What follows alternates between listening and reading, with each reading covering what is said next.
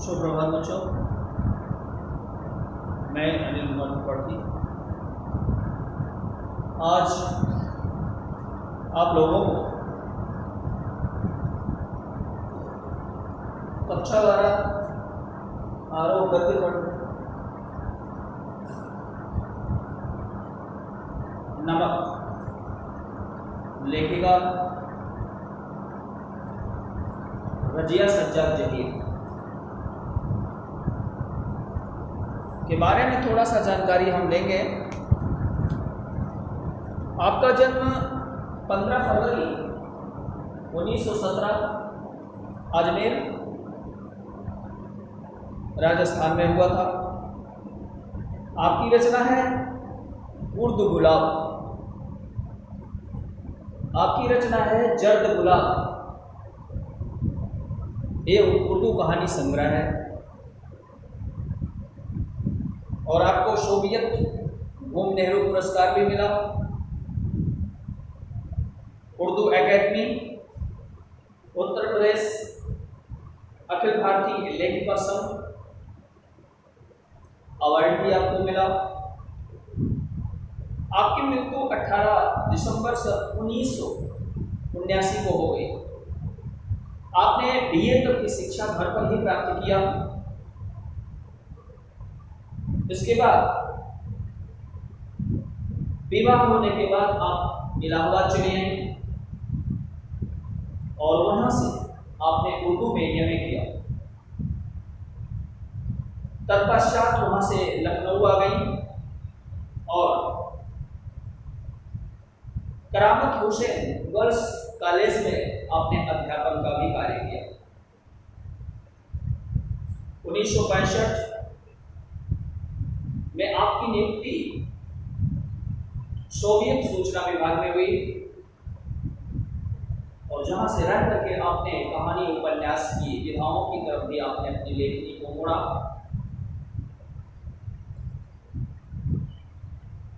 और सामाजिक सद्भावना, धार्मिक सहिष्णुता और बदलते हुए परिवेश में परिवार की स्थिति और पारिवारिक मूल्यों में आई गिरावट को उभारने का प्रयास किया है।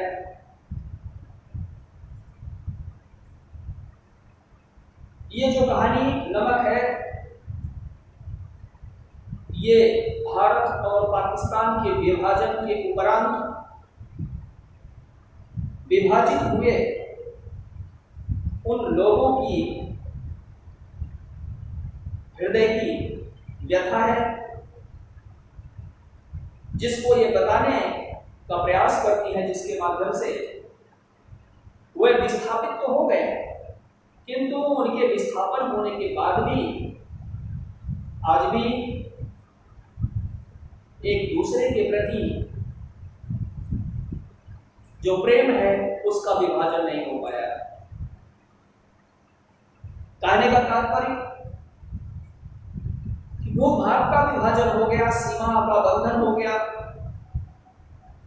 किंतु जो उसमें रह रहे लोग हैं उनके अंदर अभी वही प्रेम है जो था। इस नमक कहानी के माध्यम से लेखिका इसी बात को दर्शाने का प्रयास करती है।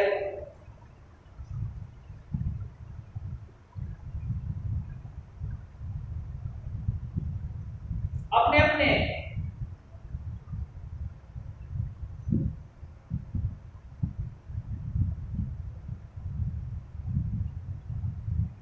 पराये देश व विदेश की कुछ कई ऐसी प्रचलित कथाएं होती हैं, धारणाएं होती हैं जो कुछ सवाल जरूर खड़ा कर देती है। लेखिका साफिया अपने पड़ोसी के घर गई है, जहां पर भजन कीर्तन का कार्य शुरू है। वहां एक सिख बीवी दिखाई पड़ती है जिसको देखकर लेखिका को ऐसा लगता है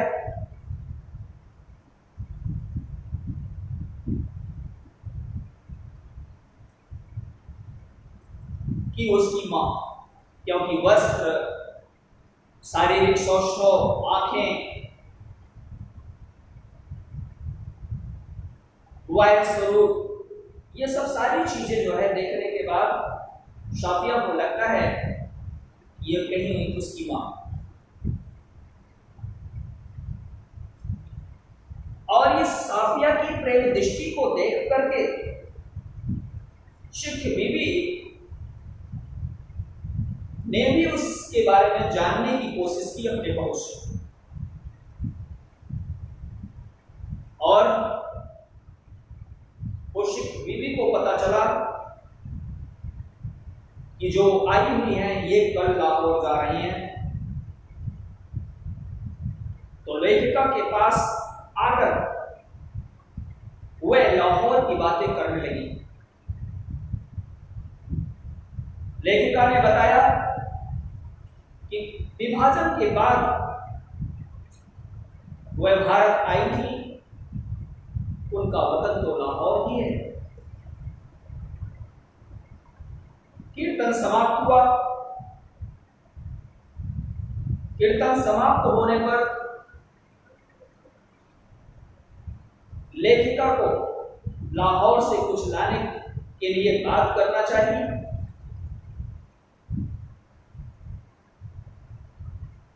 तो उन्होंने सिर्फ लाहौरी नमक के बारे में चर्चा की, और लेखिका बताती है कि वह मात्र 15 दिन के लिए लाहौर जा रही है, क्योंकि उसके सभी भाई भतीजे, पूरा परिवार वहां पर रहता है।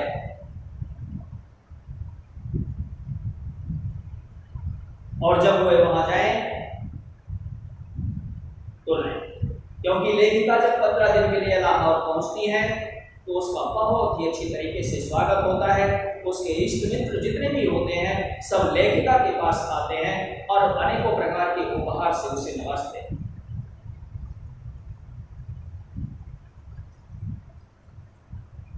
लेखिका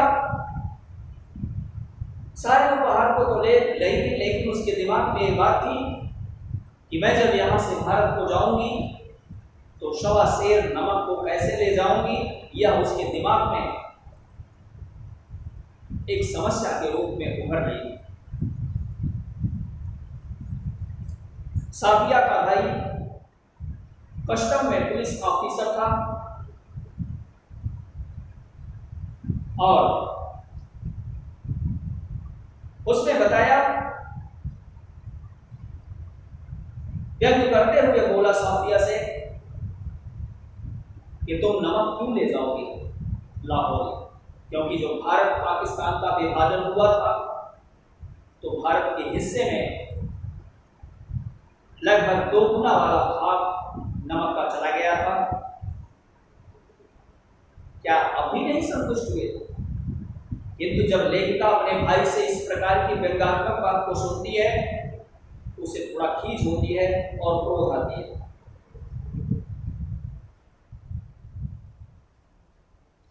लेखिका इस पर झुझला गई और नमक ले जाने की जिद की। भाई ने कस्टम में जांच का हवाला देकर मना कर दिया और बोला कि इससे हम सभी की बेइज्जती होगी। किंतु वहीं पर लेखिका उस नमक को चोरी से नहीं ले जाना चाहती थी,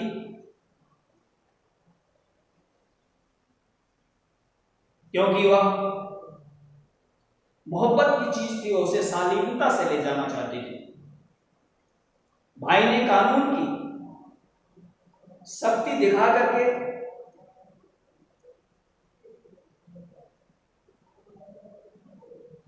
बहन को डराने की कोशिश की, लेकिन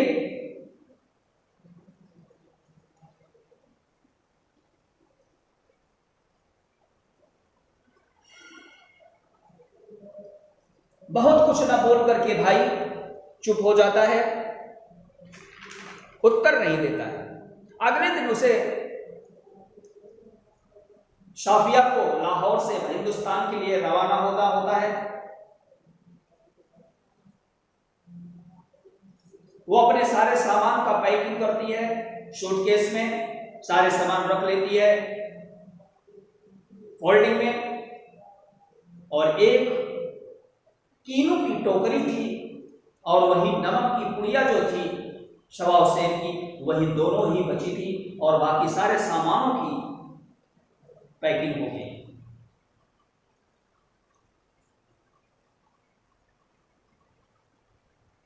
शाफिया का धीरे धीरे क्रोध उतर रहा था। उसके अंदर भावना के स्थान पर बुद्धि प्रबल हो रही थी।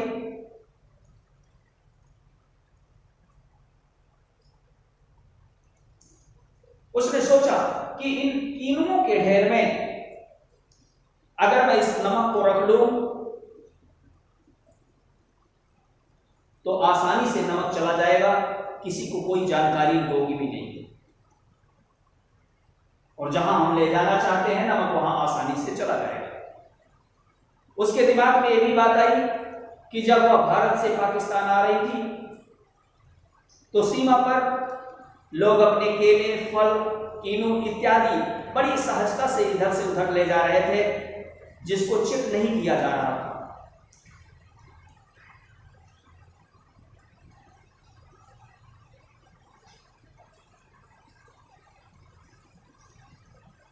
लेकिन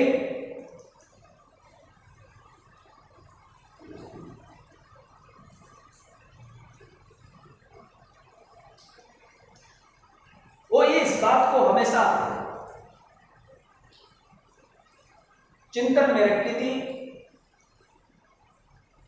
कि ये नमक वो छुप करके नहीं ले जाएगी, चोरी से नहीं ले जाएगी।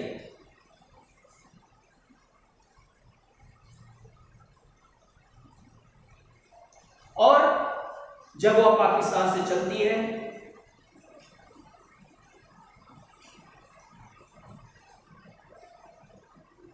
तो देखती है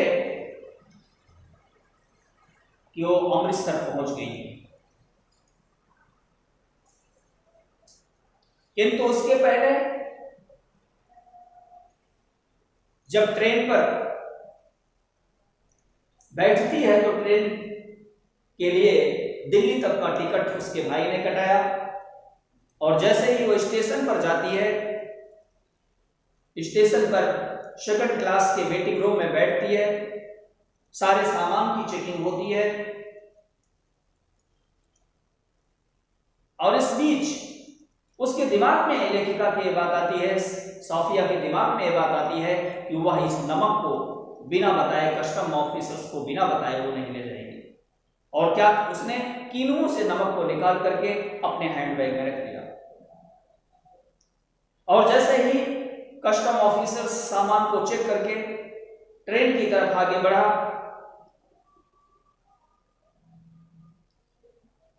शाफिया ने अपने हैंडबैग को कस्टम ऑफिसर के सामने रख दिया।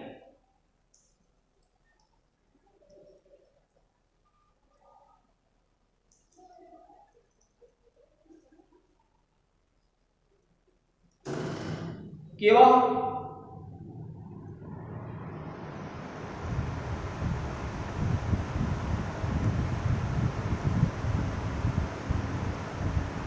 उसने वही पुड़िया निकाल करके उसने उस कस्टम ऑफिसर ने देखा कि ये नमक है, और पुनः उस पुड़िया को निकाल करके जांच के बाद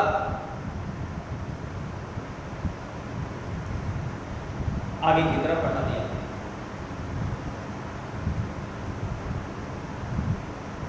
सारी बातें सुन करके कस्टम ऑफिसर ने कहा, मोहब्बत तो कस्टम से इस तरह गुजर जाता है कि कानून हैरान रह जाता है। और उसने शाफिया से कहा कि आप जाते समय जामा मस्जिद की सीढ़ियों को मेरा सलाम कहना, सिख बीबी को भी सामान देने के बाद मेरा सलाम कहना और बोला लाहौर आना।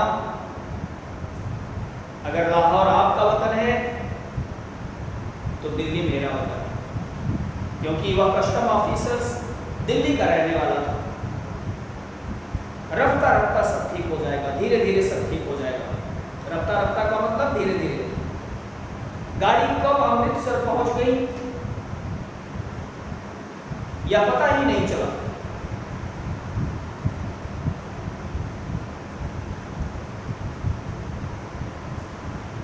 वहां भी चेकिंग शुरू हुई तो लेखिका वहां भी बात कस्टम ऑफिसर के सामने बताने की कोशिश की।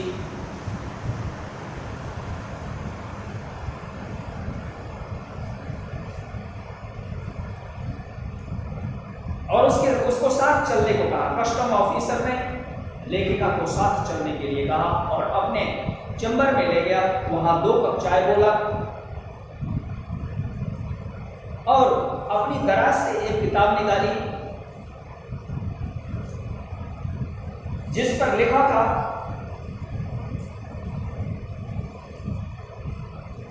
शमसुल इस्लाम की तरफ से सुनील कुमार दास को प्यार के साथ ढांपा 1946।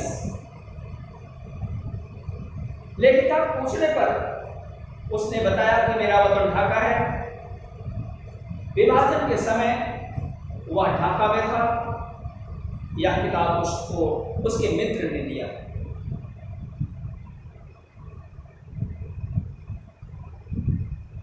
शौफिया वतन की बात पर आयामी अफसर ने कहा अब वहां भी कस्टम हो गया है। उसने डाक की प्रशंसा की। चलते वक्त उसने पुड़िया शौफिया के बैग में रख दी और खुद ही बैग लेकर के आगे आगे चलने लगा। जब शौफिया पुल पर चढ़ी तो वह पुल के नीचे सबसे पहली सीढ़ी पर अपना सर झुकाए चुपचाप खड़ा था। लेखिका सोच रही थी किसका वतन कहाँ है। वह जो इस कस्टम के इस पार है या उस पार। यहां पर यह कहानी का सारांश था। यहां पर लेखिका ने यह बताने का प्रयास किया है इस नमक के माध्यम से। ठीक है, कानून तो कानून होता है, किंतु जब लोगों के मन में अपने वतन से स्नेह होता है तो उस प्रेम के पीछे, उस स्नेह के पीछे, उस मोहब्बत के पीछे कानून को भी झुकना पड़ता है, कानून को भी इजाजत देना पड़ता है और कानून को भी उसका सम्मान करना पड़ता है। दूसरे अर्थों में हम केवल अपने सियासत के माध्यम से भूखंड को बांट सकते हैं,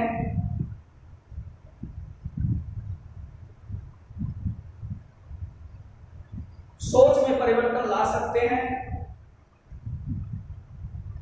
कांटे के तार लगा सकते हैं, ऊंची दीवारें बना सकते हैं, किंतु इन सबके होते हुए भी जो दोनों देशों में रह रहे लोगों के दिलों में जो स्नेह है, जो प्रेम है, उसको हम इन सीमाओं में नहीं बांध सकते हैं, सीमाओं से नहीं तोड़ सकते हैं। अर्थात प्रेम किसी भी बंधन को स्वीकार नहीं करता है और वतन तो अपना वतन सबसे प्रिय होता है। तो बच्चों, इस संक्षिप्त व्याख्यान के माध्यम से इस नमक कहानी के संदर्भ में जो एक कानून और एक प्रेम, परिवार का प्रेम के मध्य से कैसे उस नमक को ईमानदारी के साथ सोफिया ले जाती है अपनी सहेली को लिए, यह एक प्रेम का मिसाल है जिसमें कानून बाधा नहीं पहुंचा गया। ज़ेद कुछ नमक की हुई, कुछ मोहब्बत की हुई। तो इस छोटे से व्याख्यान के माध्यम से जरूर आपको बात समझ में आई होगी, और जो बात न समझ में आए उसके लिए कमेंट में जरूर लिखिए। धन्यवाद।